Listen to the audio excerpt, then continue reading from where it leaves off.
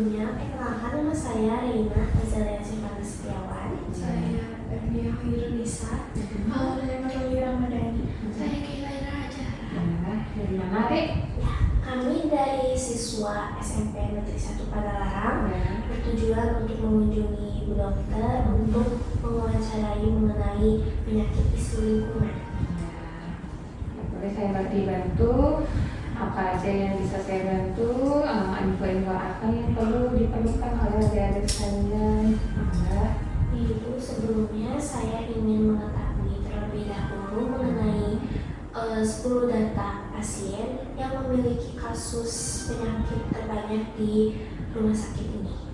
Oh ya, kalau untuk data mungkin saya bisa memberikan berdasarkan penyakit-penyakit apa yang saya temui di selama saya jaga di IGD ya, dan selama saya jaga di ruang rawat inap. Kalau diperkirakan penyakit yang sering saya dapati itu kebanyakan dari jantung. Kenapa? Karena jantung itu banyak penyakitnya, jantung koroner, penyakit jantung kronis, penyakit jantung bawaan, ya, kebanyakan jantung. Yang kedua, antara hipertensi dengan segala komplikasinya. Komplikasinya bisa yang biasanya ke unit gawat darurat itu hipertensi yang sudah emergensi, yang sudah sangat tinggi. Biasanya disertai dengan gejala sakit kepala hebat, muntah-muntah, ya, sampai dengan kesemutan tangan kaki, gitu ya, dan sebagainya. Hipertensi. Ketiga bisa jadi dari diabetes mellitus, ya, dengan segala komplikasinya. Biasanya datang ke IGD itu yang sudah tinggi gula darahnya, sehingga dengan penyakit penyerta lain seperti lambung, ya, terus lemas, ya. Kalau ke IGD itu sudah dalam kondisi yang lebih berat daripada kasus-kasus yang ke puskesmas, ya. Kemudian stroke, ya, stroke itu belakangan ini sering muncul, ya, terutama itu setelah lebaran, ya. Banyak stroke yang muncul karena apa? Mungkin pola makan masyarakat waktu lebarannya jor-joran gitu. Selama puasanya bagus, ya, terus pas lagi lebaran pengen makan. Karena mungkin juga ada sajian-sajiannya banyak, jadi sayang nggak dimakan atau disuguhkan nggak enak nolak, gitu ya, jadi dimakan. Jadi faktor pencetus stroke tuh jadi meningkat, seperti hipertensi, diabetes, mungkin kalau ada diabetesnya jadi naik faktor pencetusnya sehingga menyebabkan stroke. Gitu. Kemudian sampai yang kelima, ya. Yang kelima tuh sering terjadi belakangan itu diare. Bisa jadi itu pengaruh juga dari pola makan yang salah. Kemudian yang keenam itu infeksi virus. Infeksi virus itu sekarang banyak, mungkin karena musim hujan, perubahan musim itu juga pengaruh ke penyakit, ya.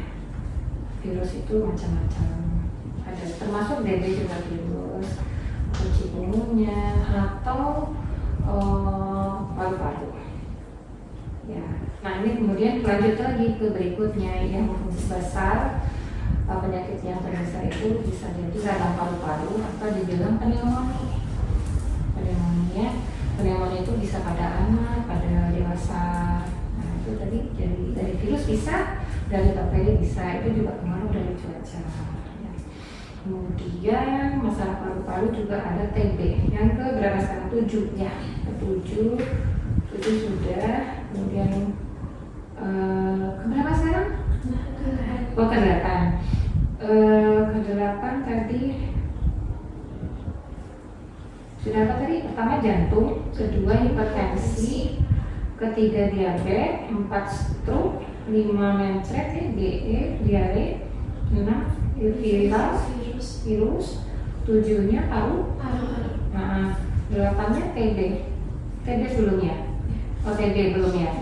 Kalau TBC itu penyakit paru yang khusus bakterinya, bakteri dari TB, bakteri Mycobacterium tuberculosa namanya.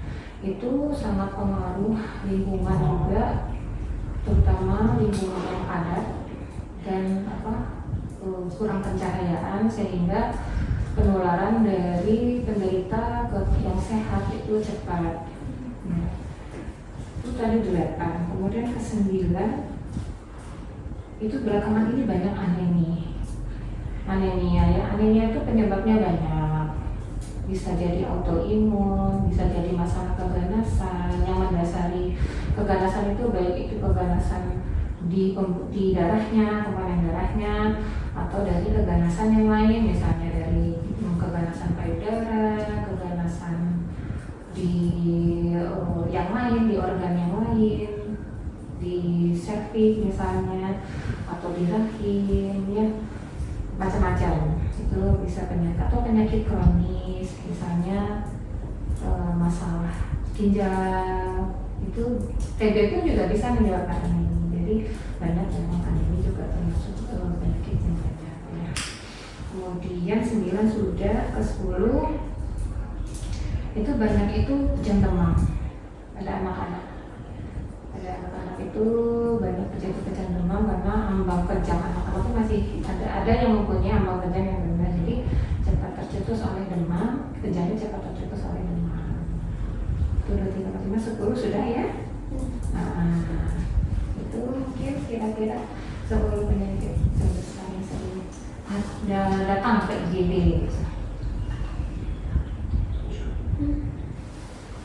Kemudian ada yang bisa membantu lagi, udah jelas ya? Dari 10 jenis penyakit tersebut, ada nggak yang dari isu lingkungan, yang penyebabnya dari isu lingkungan? Dari isu lingkungan itu apa maksudnya? Dari masalah lingkungan seperti cuaca atau misalkan makanan ya, soalnya makan gitu ya. ya. Ada kebanyakan tentunya yang pertama kena itu ya pencernaan. Makanan itu pertama kena pencernaan. Itu berarti gejalanya diare, muntah ya. Biasanya jadinya ke usus jadi diare. Kalau yang lain juga sebenarnya ada masalah, ada berkaitan dengan lingkungan seperti tadi yang saya sampaikan, infeksi paru atau pneumonia itu terpengaruh oleh cuaca, kadang ada musim sehingga virus-virus atau bakteri itu banyak beredar di lingkungan. Kemudian TB juga kan tadi sudah saya sampaikan, kalau lingkungannya itu padat, terus pencahayaannya kurang, lingkungannya kan jadi nggak sehat ya, lembab gitu ya, sehingga mempercepat penularan dari pasien yang ada di sana ke orang yang sehat jadi lebih cepat, jadi lebih banyak.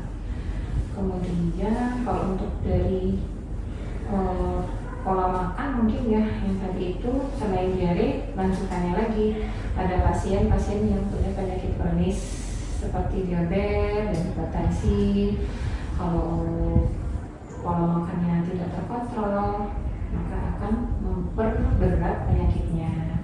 Misalnya nih pada saat lebaran ya, pola makan jadi kurang terkontrol karena sebelumnya puasa, terus lebaran agak jalan gitu ya, makannya kurang terkontrol jadi memperberat penyakitnya, hipertensi, diabetesnya, gula darah naik, tensi tambah tinggi karena banyak makan garam, kolesterol gitu ya, jadi tensi bisa naik. Kemudian selanjutnya lagi bisa menyebabkan komplikasi ke stroke atau jantung gitu ya. Kemudian virus juga ya. Virus itu kan termasuk DB, cikungunya, kemudian virus ke paru-paru juga ya. Kalau virus DB dan cikungunya kan karena nyamuk ya. Biasanya lingkungan itu yang memperbanyak adanya nyamuk yang menyebabkan DB atau cikungunya, itu lingkungan banyak genangan air, itu ya, sama air bersih ya. Karena kan airnya air bersih ya. Jadi pada saat musim hujan memang sebaiknya sering diperhatikan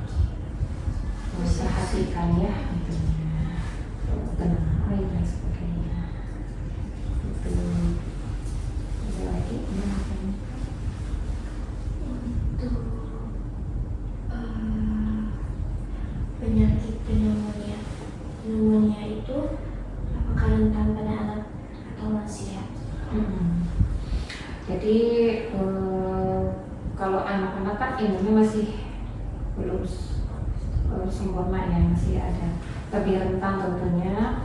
Jadi kalau ada infeksi pneumonia itu lebih cepat ke anak-anak. Itu juga dengan lansia memang kan imunitasnya juga semakin turun, daya tahan tubuhnya juga menurun, jadi lebih cepat terinfeksi paru-paru ya, pneumonia.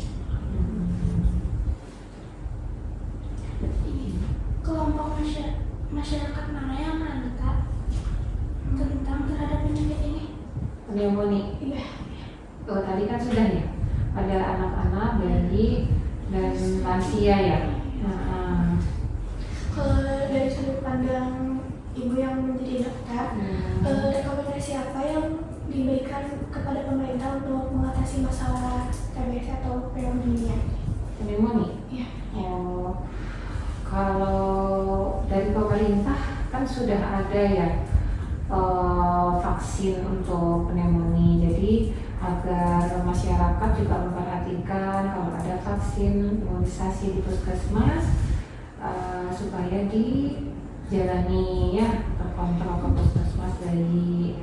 Kemudian kalau untuk TB itu perlu kalau pemerintah sudah memberikan ini ya, alur pemeriksaan dan pengobatan gratis melalui puskesmas dan rumah sakit dengan alur-alurnya gitu. Kalau untuk masyarakat, apa tadi dari pemerintah aja ya atau masyarakat juga?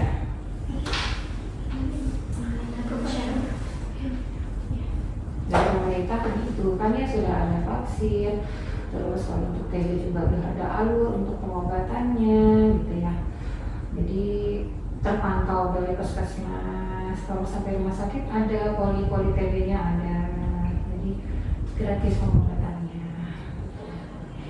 Kalau untuk masyarakat supaya lebih memperhatikan lingkungannya, supaya tidak padat, pencahayaannya cukup ya, dengan sirkulasinya yang cukup, sehingga tidak membuat satu lingkungan yang membuat bakteri TB itu cepat berkembang biak dan menjadi penularan. Kontrol tetap jangan sampai misalnya ada batuk kronis, batuk yang lama, jangan dibiarkan lama, cepat segera berobat, dan kalau ada pemeriksaan dan pengobatan supaya dijalani gitu ya. Kemudian menyadari diri supaya tidak ininya juga menjaga ya, memakai masker, supaya menjaga jarak, makannya sehat gitu ya, supaya memperkecil penularan. Untuk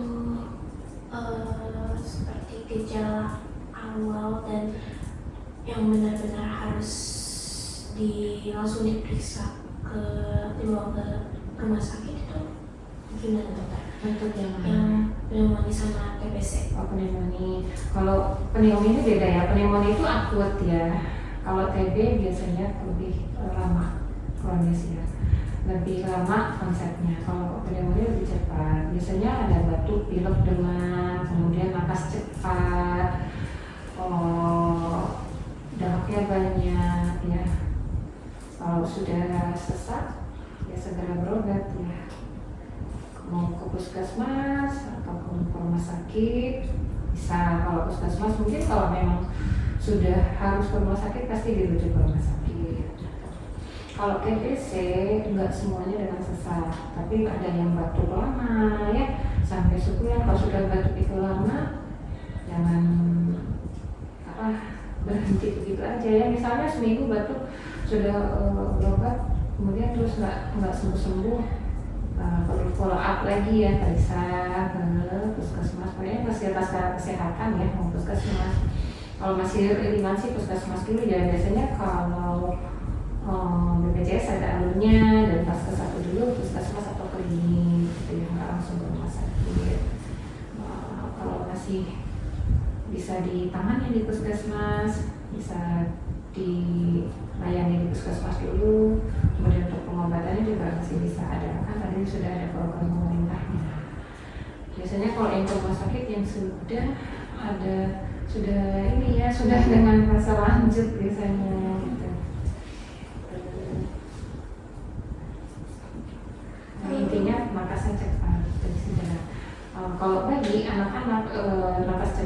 dan nafasnya lagi ada cekungan gitu di dadanya ya, ada tarik-tarik gitu, nafasnya itu udah sesak. Jadi kalau sudah sesak mah harus ke rumah sakit. Apalagi kalau sudah biru mah harus ke rumah sakit. Terus nggak bisa ngetek, itu sudah lebih berat lagi itu gejalanya. Sesak, nafas cepat, tarikannya ke dalam, terus biru, bibirnya pucat atau biru, terus nggak mau netek. Kalau nggak mau netek kan karena apa? Karena dia sesak. Jadi untuk netek juga udah, untuk nafas aja udah susah, apalagi untuk netek tambah sesak lagi. Nah kalau TBC, balik lagi ke TBC, batuk lama, kemudian kalau lebih lama lagi kalau bisa pecah pembuluh darah di parunya, bisa batuk darah, nah itu langsung ke rumah sakit. Apalagi dengan sesak, ada juga yang sesak karena terinfeksi sekunder oleh bakteri atau yang tadi itu ya ada pada pecah pembuluh darah di paru-parunya, bisa batuk darah.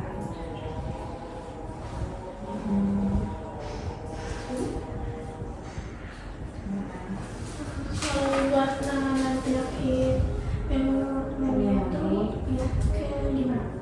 Biasanya Pneumonia kan pasiennya sudah sesak ya. Jadi kalau di rumah sakit di IGD yang datang itu pasiennya sudah dalam kondisi sesak, saturasinya sudah turun, jadi perlu dirawat. Pertama kita berikan oksigen jelas. Yang kedua kalau dirawat perlu infus untuk memasukkan obat yang diperlukan oleh pasien ya. Itu tuh juga pneumonia ada grade-nya, ada ringan, sedang, berat. Kalau ringan, oksigen obat sudah cukup. Lebih yang kesedang lagi, mungkin nanti tidak bisa makan pasiennya karena terlalu sesak, jadi perlu lebih lagi masalah untuk makan. Kalau yang berat, perlu perawatan di ruang ICU anak, kalau dewasa yang ICU dewasa. Kalau sudah berat di ICU biasanya butuh alat bantu nafas, ventilator, baik itu di ICU anak, bayi ataupun dewasa. Tapi ada kriteria tertentu ya untuk memesan alat bantu nafas. Kalau dijelaskan rumit. Yang jelas kalau sudah berat, saturasi sangat turun, kemudian pemeriksaan tertentu membuat pasien itu perlu bantuan alat bantu nafas. Kalau virus bakteri penyakit kan perlu antibiotik ya. Yang jelas oksigen, nafas dibantu gitu ya. biasanya kalau buat penyakit itu pencegahan yang lebih mudah buat dicegah kalau misalnya Sedang musim gitu ya. iya. Kalau sedang musim, kalau pencegahan sih kalau bisa yang usia rentan jangan banyak keluar rumah. Yang kedua, kalaupun keluar rumah, baik itu sedang kondisinya memang harus keluar rumah, misalnya pakai masker, jauhi kerumunan, jangan lagi sering-sering di kerumunan, karena kalau di kerumunan tuh potensial ada penularan gitu. Terus kalau sudah ada gejala batuk pilek, jangan begitu, apalagi angin itu kan atau hujan, jadi memperberat kondisi. Pencegahan ya, termasuk vaksin waktu bayi ya, itu pencegahan juga, imunisasi. Pencegahan, penanganan, apa lagi?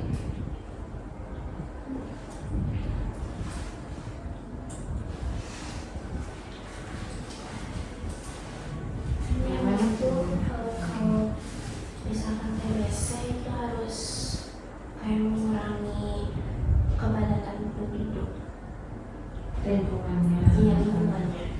Nah, sedangkan buat di sekitar Bandung Barat ini kan sangat padat penduduk, jadi Itu sih masalah pemerintah ya. Susah saya jawabnya. mungkin lebih untuk lebih ke kesadaran masyarakatnya. Iya, paling kalau memang udah tinggal di lingkungan padat, di mana menjaga itu tadi sirkulasi dan pencahayaannya, bagaimana rumah itu dibuat sedemikian rupa sehingga sirkulasi dan pencahayaannya bisa lebih bagus. Namanya faktor ekonomi atau padat itu kan kita susah ya, itu mah program pemerintah ya.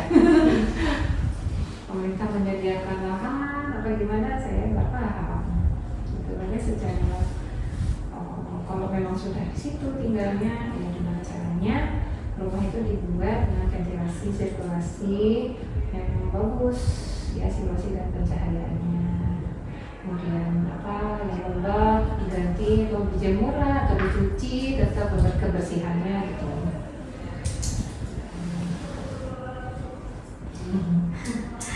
Sebenarnya sudah. Kalau Ya, misalnya lagi? sekarang aku yang kan perokok nih kan.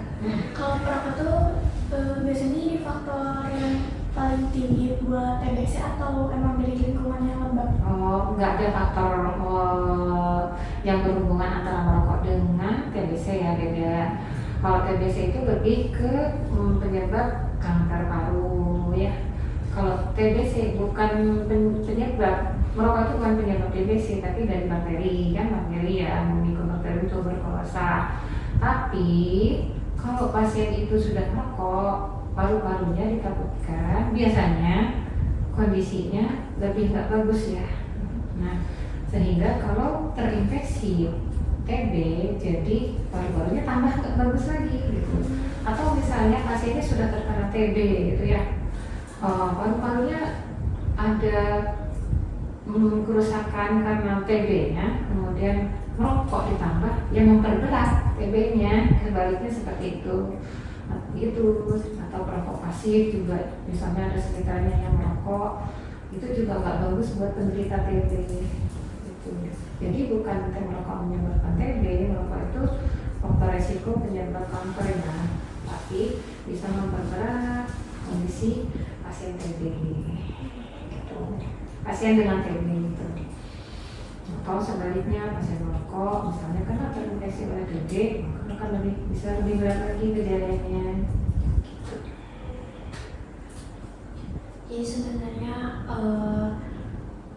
untuk mencegahnya lebih ke arah apa namanya tuh kesadaran masyarakatnya, seperti kalau misalkan sirkulasi udara ini kan mungkin masih banyak orang yang menganggap sepele gitu. Iya, bisa.